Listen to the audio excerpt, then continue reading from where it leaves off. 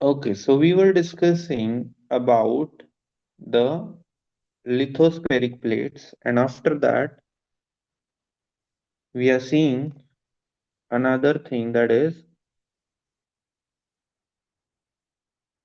you will be surprised to know that we are moving every time the lithospheric plates, जमिनीचे मोठे मोठे तुकडे काय करतायत, एकदम हळू हळू हळू हळू काय करतायत, मूव्ह होत आहेत, थोडे थोडे हळूहळू काय करतायत, मूव्ह होत आहेत, सरकतायत. ओके, सो ते का होतंय तसं आणि किती स्लो ते होतंय ते आपण बघणार आहे. ठीक आहे, सो जसं की आता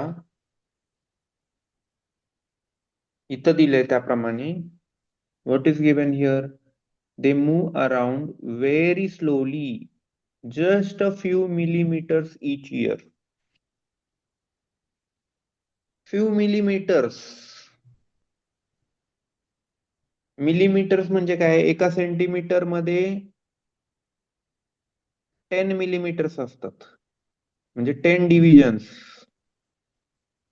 म्हणजे एका सेंटीमीटरचा एकदम एवढूसा भाग, आता समजा हे अख्खं 1 सेंटीमीटर असल, हे अख्खं जर 1 सेंटीमीटर असेल तर त्यातला फक्त एवढासा भाग तो काय मिलीमीटर आहे, खूप छोटासा.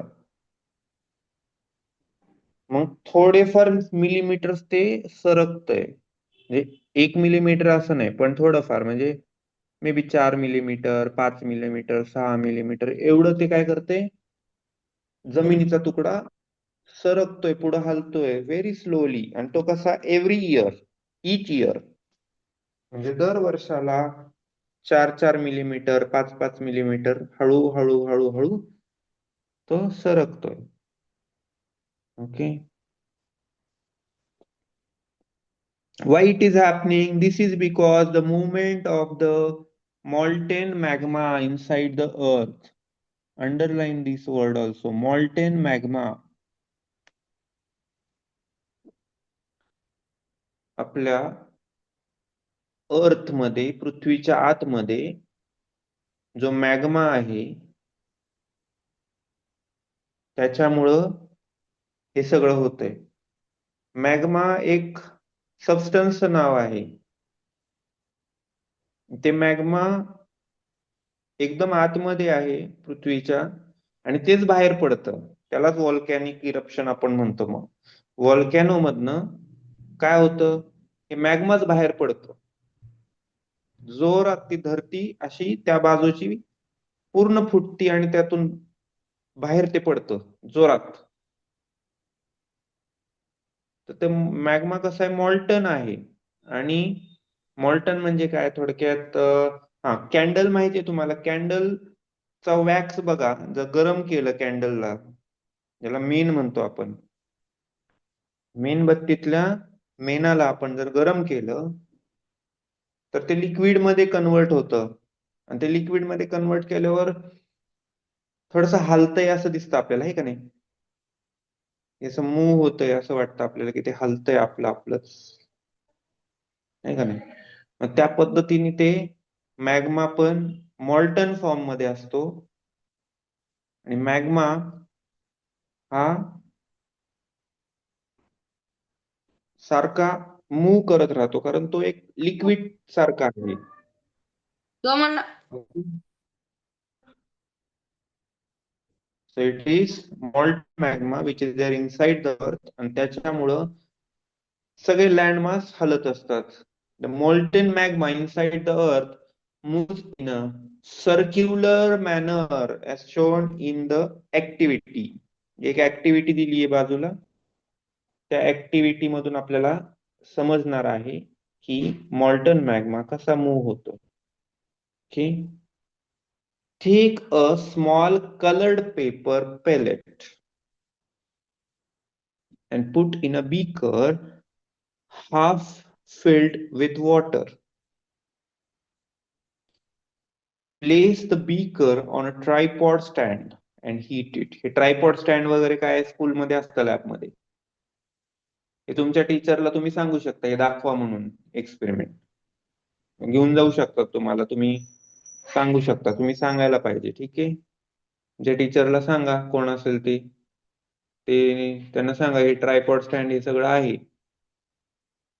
हीटर हीटर नाहीये तिथं अजून काही इन्स्टॉल केलेलं, पण ते काहीतरी त्यांचं त्यांनी करायला पाहिजे पर्याय, आहे का नाही.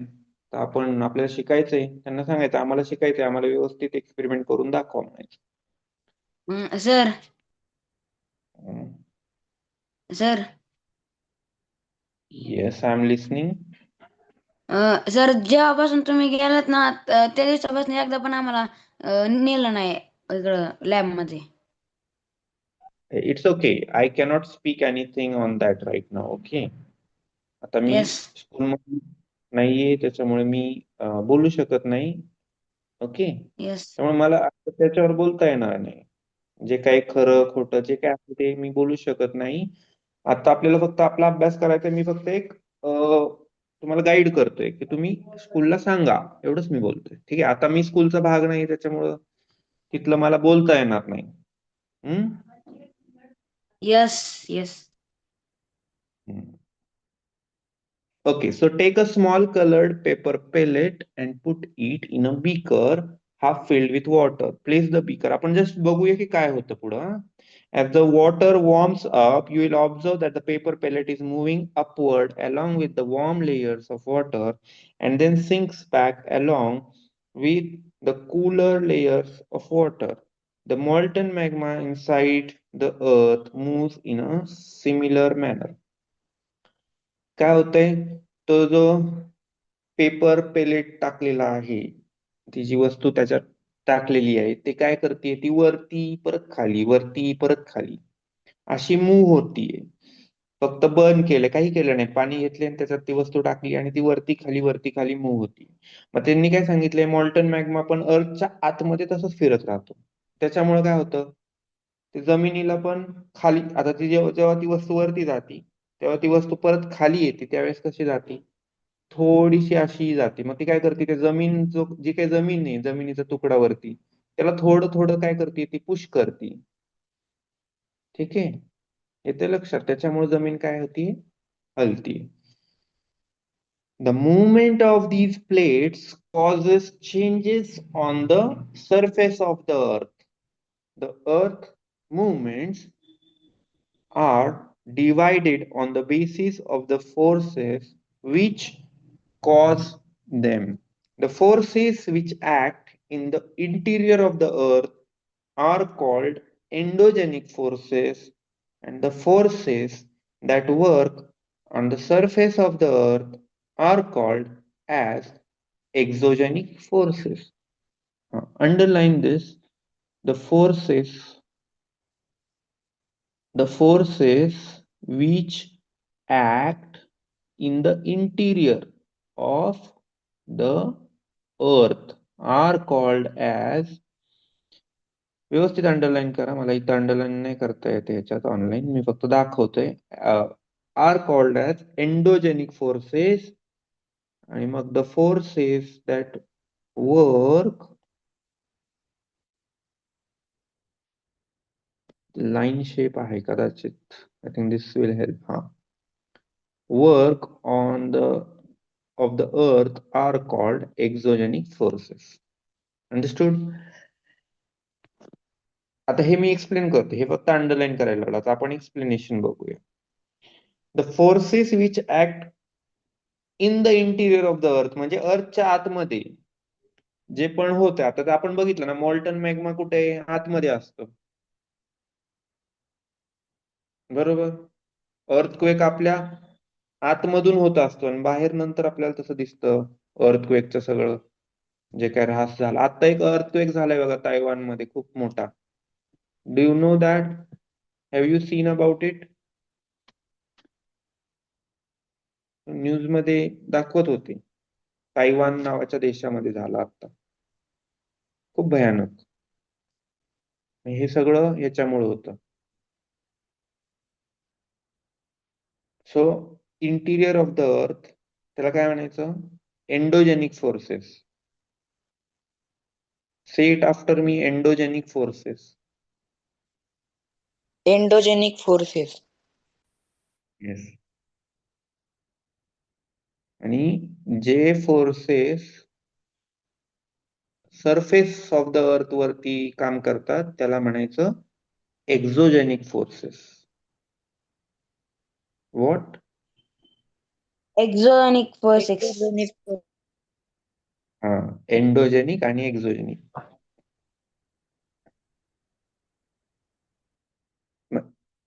Which forces act inside the earth?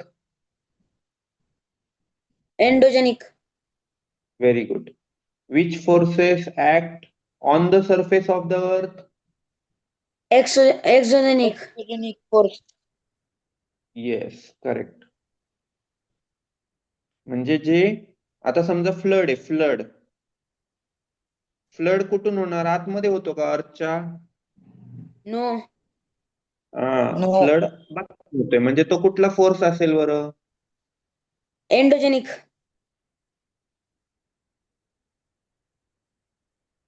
Flood.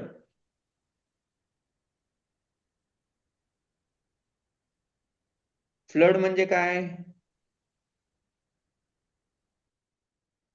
पाण्याचा पूर. पाण्याचा पूर. पाणी भरपूर झाल्यानंतर नदीमध्ये, डॅम मधून जास्त पाणी सोडलं गेलं पावसामधून, मग नदीला काय होतं? पूर येतो, आपण असं म्हणतो. म्हणजेच काय होतं? पाणी खूप जास्त झाल्यानंतर ते पाणी बाहेर वाहतं.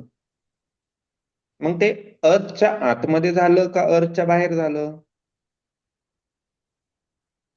अर्थच्या बाहेर. हा.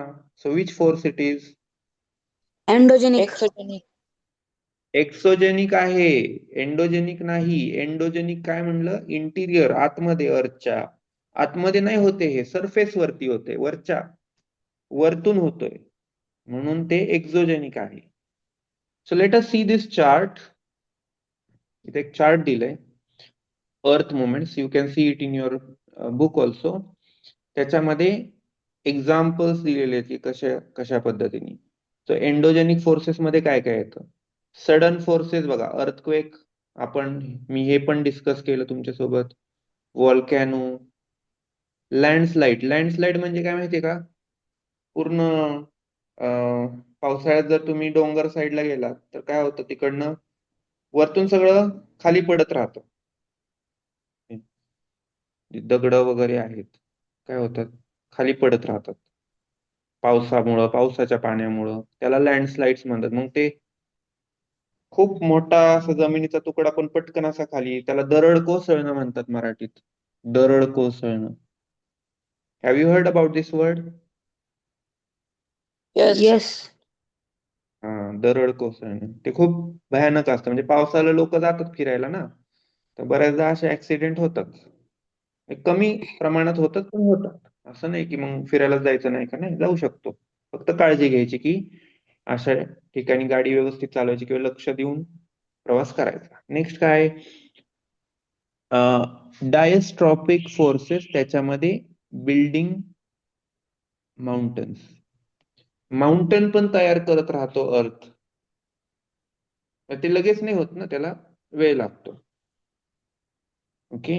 आणि सडन फोर्सेस काय? अर्थक्वेक सडनली होतो, व्हॉल्कॅनो सडनली होतो, लँडस्लाइड सडनली होतो. हे सगळं पृथ्वीच्या आतमध्ये जे चालू आहे त्याच्यामुळे होतं. माउंटन लगेच होणार आहे का? No. No. No. Mountain suddenly होणार नाही. म्हणून माउंटनला यांनी काय नाव दिले? डायस्ट्रॉफिक. आणि ह्या तीन एक्झाम्पल्सला काय दिले? Sudden forces. सडन, लगेच होणार. अर्थक्वेक लगेच होणार, व्हॉल्कॅनो लगेच होणार, लँडस्लाइड लगेच होणार. ओके. Now yes.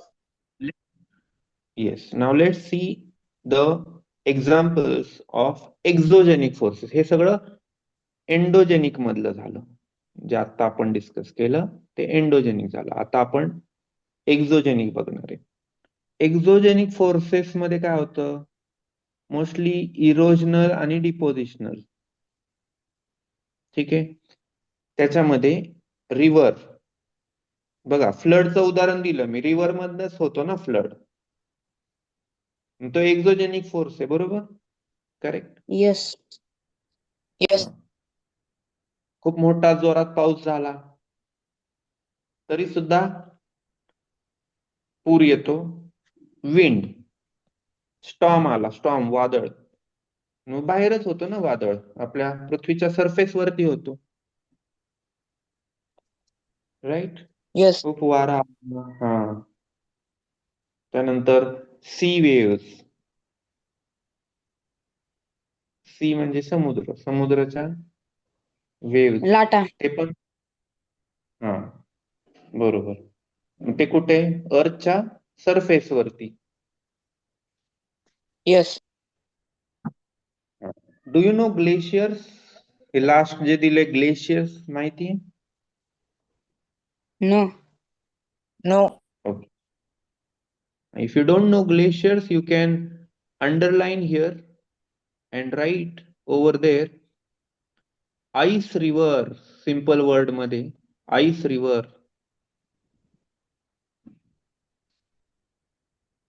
Ice नाही, snow लिहा. Snow. Snow will be the correct word here. Snow. Snow river. Snow आणि ice मध्ये पण फरक आहे बरं का. यस. कोण सांगेल मला आईस आणि स्नो मध्ये काय फरक आहे? आईस म्हणजे बर्फ आणि स्नो म्हणजे ते बारक्या बारक्या बुगा, ते बर्फचा,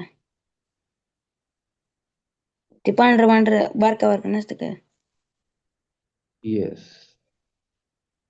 So it is not like the regular ice. It is different. Okay. आणि ते पूर्णपणे व्हाईट दिसतं. आईसला काय असा कलर नसतो. आईस ट्रान्सपरंट असतो. Yes but snow is not transparent. Snow is opaque. Snow is opaque म्हणजे स्नोच्या पलीकडे आपण काय बघू शकत नाही. पण आईसच्या पलीकडे ऍटलिस्ट थोडंफार लाईट अस्पष्ट जरी असतं तरी दिसतं थोडंफार ट्रान्सलुसेंट. दिसल्यासारखं. Yes, right. ट्रान्सलुसेंट असतं, ट्रान्सपॅरेंट नाही, ट्रान्सलुसेंट. Very good. ग्लेशियर काय आहे? स्नोचं रिव्हर आहे. आणि हे कुठं सापडतात? अशा नद्या, हिमालय वगैरे अशा ठिकाणी सापडतात. स्नो काश्मीर. रिव्हर्स. काश्मीर, हिमालयास अशा ठिकाणी स्नोच्या रिव्हर असतात. म्हणजे तो स्नो जो आहे तो हळूहळू मूव्ह होत असतो, हलत असतो. पण हे अर्थच्या सरफेस वरतीच आहे ना, हे पण नदीच आहे ना, ही पण स्नोची रिव्हर, Yes. त्याला ग्लेशियर दिले, त्याच्यामुळे हे पण काय आहे? एक्झोजेनिक फोर्स आहे. ओके. जे पण आपण अंडरलाईन केलंय ते लिहून काढायचं. तो चार्ट जो दिला इथला तो ड्रॉ करायचा. ते दोन डेफिनेशन, एंडोजेनिक, एक्झोजेनिक फोर्सेस, ते लिहायचे. तुम्ही क्लाससाठी वेगळी नोटबुक बनवली असेल त्याच्यामध्ये आजची डेट टाकून लिहायचं आणि लर्न करायचं किंवा लक्षात ठेवायचे हे examples. This is your work for today. After this session for 20 minutes, you will study this. You will write this, you will study this. Okay? Yes Yes, sir. Okay. Fine. Then study nicely and we'll meet again Yes. in the next. Bye bye. Bye sir.